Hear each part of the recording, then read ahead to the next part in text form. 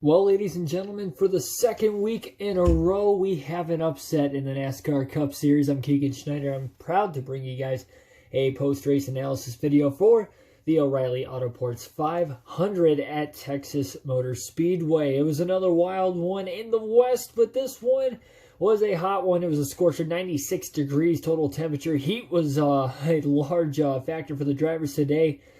Through this 500-mile race, the first 500-mile race in over a month since Talladega. And, yeah, again, it was wild. I'm going to break this down for you guys, show you the finishing results, and show you guys how the fantasy team did.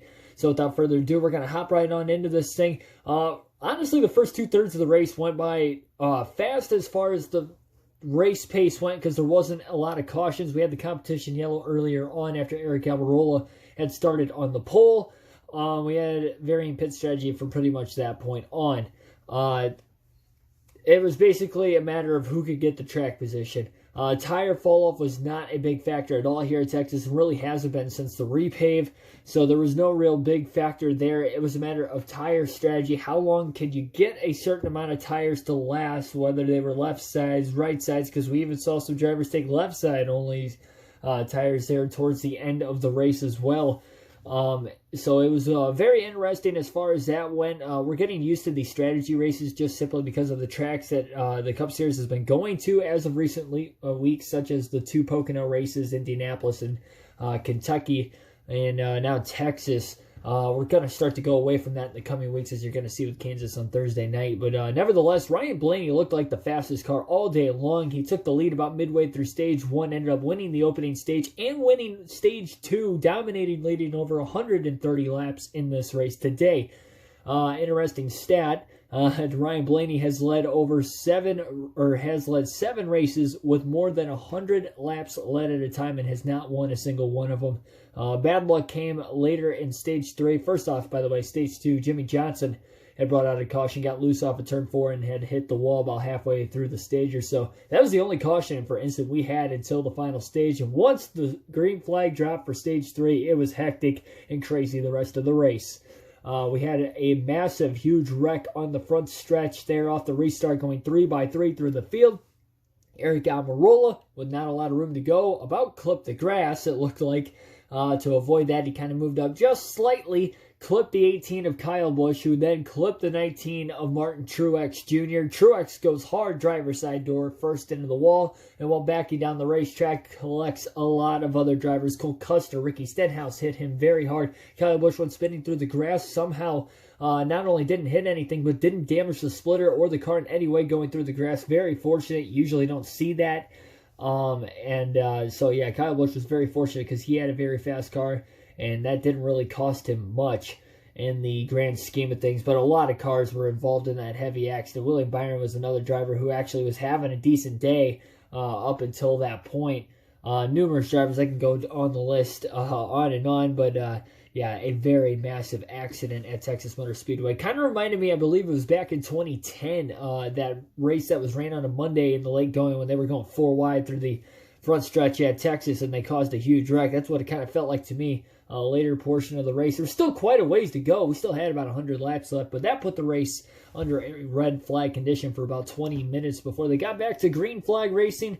There wasn't a lot of long green flag runs from that point on. At that point, Ryan Blaney had led. We had gotten just under 50 laps to go, and we had a lot of the drivers at the front of the field decide to hit pit road first, knowing that they were at risk. If a caution were to have come out, they would have gotten trapped a lap down. If it wouldn't have, they would have easily cycled back into the lead, and the varying pit strategies would have came into play. We saw Denny Hamlin take the two left sides only to get out ahead of Ryan Blaney. Blaney was starting to cut his deficit down as they were still a lap down at the time being. And unfortunately, a caution came out, and it was a caution that didn't need to happen. It looked like Quin Houff was trying to get onto pit road off of turn four and just drove down right into the side of Christopher Bell, despite the fact that he was never going to make it onto pit road. That was a bad idea, obviously, by Quin Houff to just pit from the middle of the racetrack. It was a bad idea for the spotter to not say, hey, there's a car down to the inside, don't pit. And as well as the crew chief to signify and let Quin Houff know to pit down the backstretch so he can at least signal to Christopher Bell, and I believe it was Matt DiBenedetto, who was actually in third place at the time, to say, hey, that we are pitting. So that trapped Ryan Blaney, Aric Almirola, Chase Elliott, and Denny Hamlin all lapped down, who were all in the top 5 earlier in the race. So it really flipped this race up on its side from that caution on. We had a couple more throughout the course of the race, but after that caution, really set the precedence. It was Austin Dillon and Tyler Reddick who came out 1-2, with Reddick actually in first off of pit road under the caution there. They were one of the drivers that had stayed out, got the track position. Austin Dillon took 2 tires, while practically everybody else, except for, I believe, Bubba Wallace, who restarted about 7th or 8th after that caution, who took 2 tires, but he was at the back half of the top 10, so it wasn't really like a real threat to necessarily get the win like the 2 RCR cars were. So it's just a matter of them trying to keep the track position on the restart, and boy, did they ever. A heck of a battle for third place between Kyle Busch and Logano, despite the cautions that had come out. We had a couple more throughout the course of the race there at the very end. It looked like Denny Hamlin got really loose, got the air taken out underneath the left rear corner panel when Chase Elliott was trying to take it 3 wide in the corner. No contact was made, and Hamlin was very fortunate. He was able to make a great save. Hamlin also lost control, I believe, the caution before that. Got in an accident with Alex Bowman. Bowman hit the outside wall hard, but Hamlin was able to make the save there. So that brought out the 2 back-to-back cautions in this race, but with the second caution coming out with 6 to go, that set up a green-white checker finish. One more shot for anybody to win the race, and boy, from that point on, not really trusting the 2 RCR cars as much on the front row. I thought anybody as far back as Almirola in 10th could have won the race, especially knowing we had a huge wreck on restart earlier.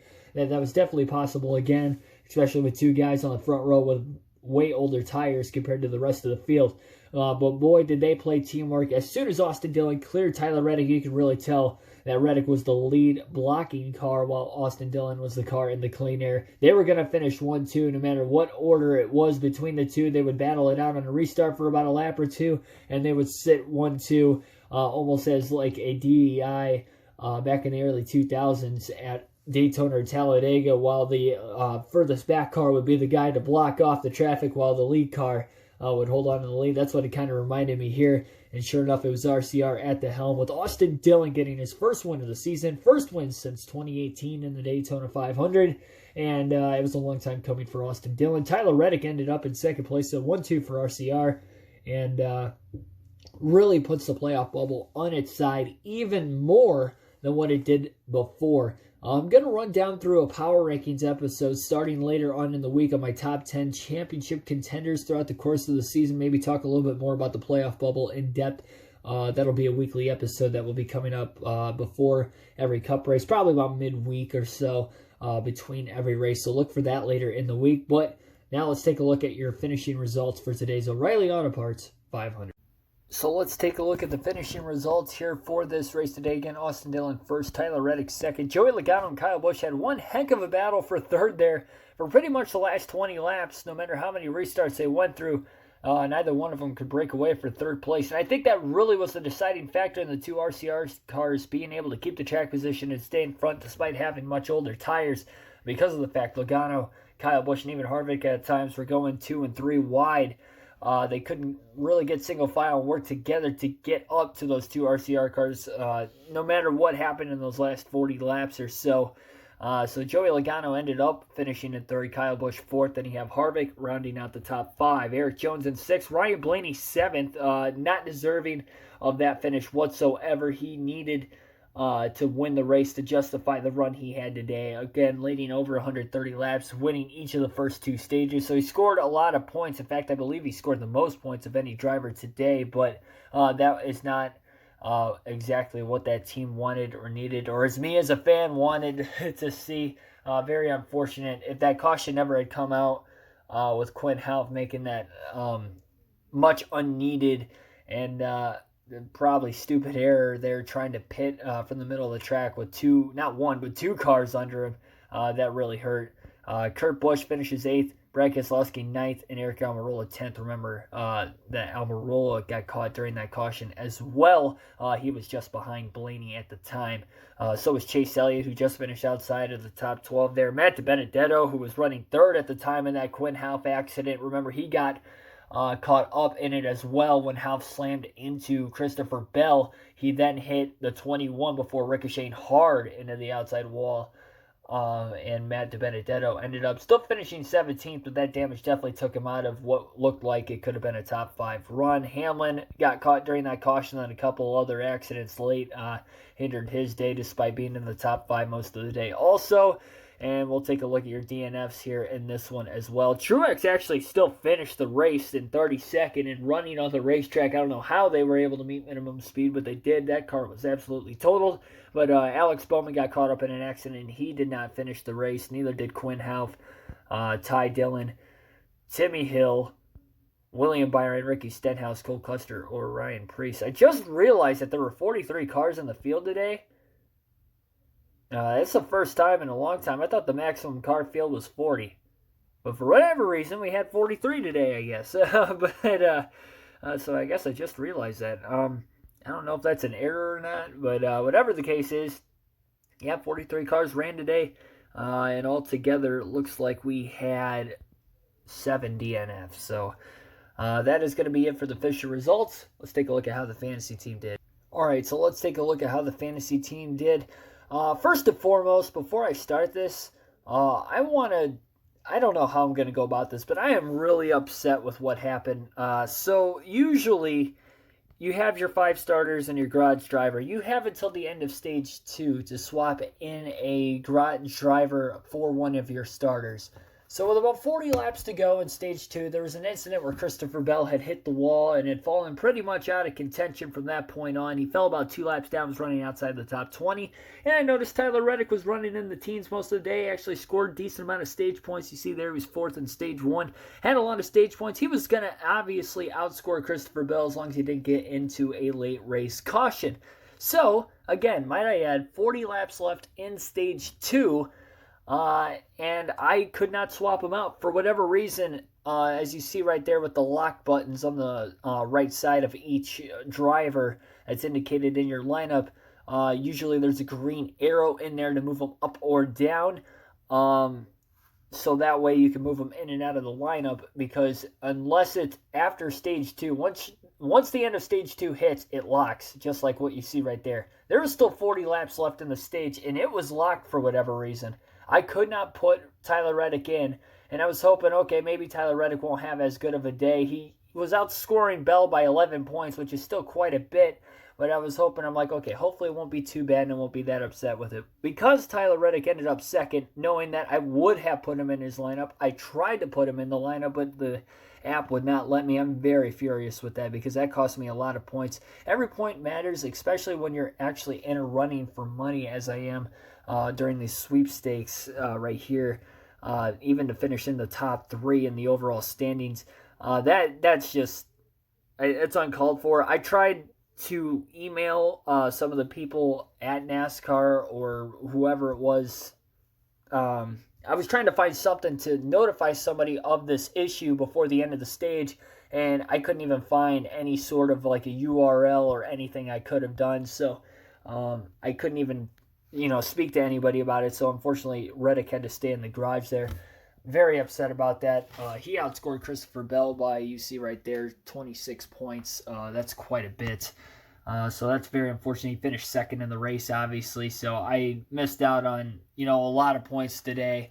And if it comes down to the end of the year and those 26 points come back to haunt me, I am going to be I'm already, upset with this. I'm not a guy that gets upset easy.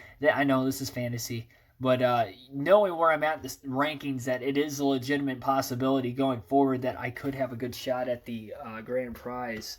I did not need that. But anyway, to look at the rest of the lineup here, Eric Almirola had a solid day, top 10. Logano finished top 3, finished 3rd. Harvick finished top 5 and 5th. Had a lot of stage points between Logano and Harvick. Blaney won the first 2 stages and still finished in 7th, so he scored the most points of anybody today. And Christopher Bell only had 16. Again, I was supposed to have Reddick in there. Did not. Got 0 bonus points today. Harvick did not win any of the stages or the race. He looked strong early on, and then once he lost the track position, and as the race carried on, he just didn't seem to have the car he did at the very beginning of the race, and Ford did not go to victory lane. It was Chevrolet with Austin Dillon. So did not end up getting that either. So outside of the Tyler Reddick situation, I had a good day. I had a solid day. I would have had an even better day, an awesome day if Tyler Reddick could have finished there. We look at the other fantasy drivers that had good results. Again, I would have had 4 of the top 5 and 9th place if it would have had it at Reddick. So if anybody wants to help me in this surge to talk to NASCAR about this situation or what the heck happened with this, please get this video out there or something. It probably won't change anything, but yeah, I don't know. I'm just upset with it. But anyway, we take a look at the rundown right there. Kyle Busch had a really solid day. Austin Dillon, of course, got the win. Drivers that I told you guys to stay away from, Ryan Newman, he was 14th in points scored, so wasn't that great, and he didn't score any stage points, so I guess it was a good driver to stay away from there, as I had mentioned. Also, Alex Bowman and William Byron both got caught up in wrecks. Bowman wasn't running great at all today. William Byron was actually running good early in the race, fell back into mid-pack, which might have hurt his chances and why he might have gotten caught up into that accident, having nowhere to go, putting himself in that situation earlier. So that went by, and then my dark horse pick was Almirola. Had him in the lineup, and he was running in the top 10 all day. Had a shot at the top 5 if it wasn't for that Quinn Houff accident. So pretty good all in all with the fantasy advice and the picks this week. It'll be interesting to see where it'll go. Next Cup Series race is Thursday night at Kansas. We'll have a predictions, post-race analysis video for you guys then. We'll have more NASCAR Heat 5 live streams with a realistic broadcast as usual throughout the course of the week as well, so stay tuned for that. Subscribe for more daily NASCAR content. Hit the like button down below if you enjoyed this post-race analysis video, and comment down below what were your thoughts on the race. I know it was definitely surprising to see Austin Dillon win. Playoff bubble is flipped upside down even more. It got flipped upside down and upside down again, if that's even possible, but regardless of the fact, this has been a fun season so far. Despite all the drama on and off the track, it has been an awesome season. Glad to be bringing you guys as much content as I can on the channel on the daily. And I will be looking forward to seeing you guys in future videos. Thanks everybody for watching, and I'll catch you next.